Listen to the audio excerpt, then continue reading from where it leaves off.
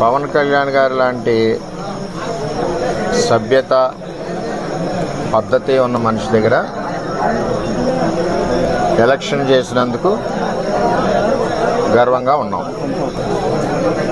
ఆయన దగ్గర నుంచి కానీ 2009 జనసేన పార్టీ దగ్గర నుంచి కానీ మాకు ఏ విధమైన ఇబ్బందులు లేవు.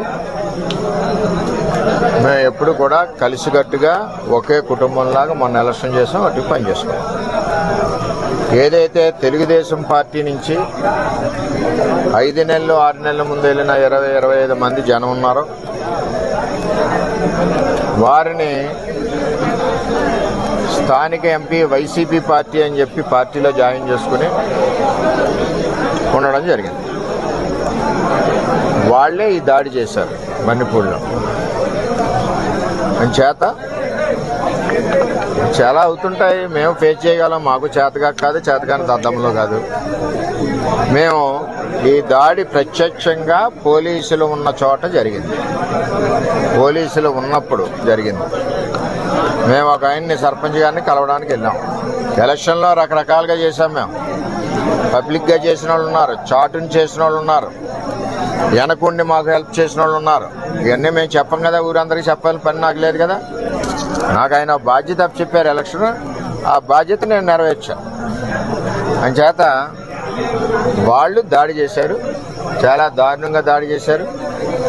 అందులో మా కారులో మండల పార్టీ ప్రెసిడెంట్ గారు ఉన్నారు, ఎక్స్ జెడ్పీటీసీ ప్రసాద్ గారు ఉన్నారు, ఇంకో ఎక్స్ జెడ్పీటీసీ బర్లప్పారావు ఉన్నారు, ఇంకో ఆయన ఎక్స్ ప్రెసిడెంట్ నాగు ఉన్నారు, ఇంకో ఆయన పార్టీ ప్రెసిడెంట్ శివ ఉన్నాడు.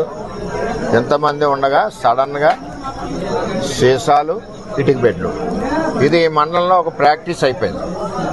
ఇది వరకు సాయి ధర్మతేజ్ గారి మీద కూడా ఇదే దాడి చేశారు. ఆ దాడి చేసినప్పుడు సరైన చర్యలు పోలీస్ యంత్రాంగం తీసుకోలేదు. ఆఖరికి వాళ్ళు వెళ్ళిపోయాక దాడి జరిగిందన్నారు తప్పితే, వాళ్ళు ఉండగా దాడి జరిగి దెబ్బలు తగిలితే వాళ్ళు వెళ్ళిపోయాక దాడి జరిగిందన్నారు. సరే, ఇదంతా కాంట్రవర్సీ ఎందుకని మేము మాట్లాడుకుంటున్నాం. ఇది నన్ను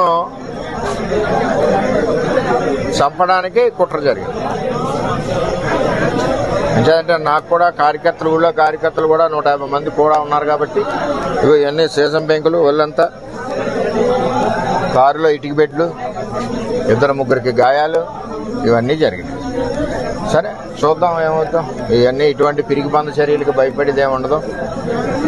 వర్మ ఎప్పుడు కూడా 22 ఏళ్ళ నుంచి ఉన్నాడు, ఎప్పుడు కూడా ఇటువంటి వ్యవహారం జరగలేదు. ఈ సంస్కృతి పిఠాపురంలో ఇప్పుడే వచ్చింది. ఇప్పటి వరకు పిఠాపురంలో ఇటువంటి సంస్కృతి లేదు. చట్టం ఉంది కదా.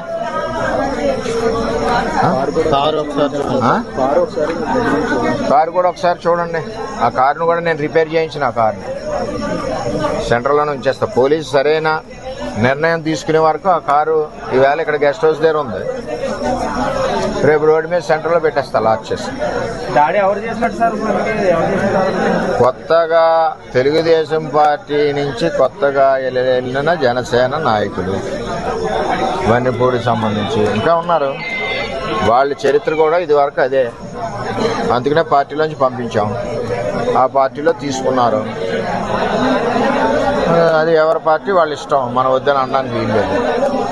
సరే ఏం జరుగుద్దో ఆలోచిద్దాం. మా నాయకులు అయితే కంప్లైంట్ వద్దన్నారు, మేము ఇప్పటి వరకు కంప్లైంట్ కూడా ఇవ్వలేదు. అది జనసేన అధినేతకి నిన్నటికి నేటికి కూడా మీరు దేవుళ్ళగా కనిపించారు, దేవుడు అనేది అని అంటున్నారు.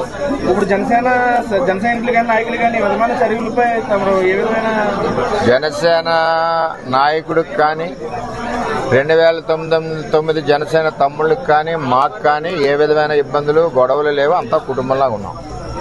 ఏదైతే తెలుగుదేశం పార్టీ నుంచి వెళ్ళిన నాయకులు ఉన్నారో 20-25 మంది, వాళ్ళందరూ మా పార్టీ కార్యకర్తల మీద దాడులు చేస్తున్నారు, మా మీద దాడి చేస్తున్నారు, నా మీద ఫస్ట్ టైం ఈ విధంగా చేస్తూ ఉన్నారు. చట్టం ఉంది కదా, చూద్దాం. మా నాయకులైతే ఇప్పుడు వరకు కంప్లైంట్ ఇవ్వలేదు. నాయకులు మా మండల పార్టీ ప్రెసిడెంట్ గారు ఇల్లు చూసి కంప్లైంట్ ఇవ్వాలా. మరి అందరూ కూడా బుద్ధి చెప్పేవాళ్ళం, అందరికీ చేతనవుద్ది కదా. ఏం చేయాలన్నది వాళ్ళు నిర్ణయిస్తారు. పనంగా పెట్టి మీరు పవన్ కళ్యాణ్ గారు నిర్దేశంలో కీలక పాత్ర వహించారు. ఈ రోజు మీరే చెప్తున్నారు ప్రాణాలు కూడా తీయబోయారని చెప్పి అదే జనసేన కార్యకర్తలు వన్నిపూడి గ్రామంలో అంటున్నారు. అసలు ఏంటి సార్ ఇక్కడ సవరణ జనసేనలోకి తెలుగుదేశం పార్టీలోంచి వెళ్ళిన జనసేనకి వెళ్ళిన కొత్త జనసేన కార్యకర్తలని చెప్తున్నాను. ఇది ఎంపీ గారి గ్రూప్. ఇది ఆయన ఇప్పటి నుంచి కాదు, 8 నెలల నుంచి వీళ్ళ ద్వారా తెలుగుదేశం పార్టీ మీద పోరాడుతూ ఉన్నాడు. జనసేన బలానికి పనిచేయలేదు ఆయన ఎప్పుడు. అయినా మేము అతనికి కూడా సిన్సియర్గా ఓటు అడిగాం. అది తెలుగుదేశం పార్టీ సంస్కృతి. అది మీకు మినిస్ట్రీ రాకుండానే ఎలాంటి కొన్ని ఆరోపణలు చేస్తున్నారు. ఏమండి, ఎవరు ఎన్ని కుక్కలు మురిగినా నాకేమీ ఇబ్బంది లేదు. నేను ఎవరికి భయపడే మనిషిని కాదు. 22 ఏళ్ళ నుంచి ప్రజల్లో ఉన్న మనిషిని. నేను ఎవరికి భయపడను.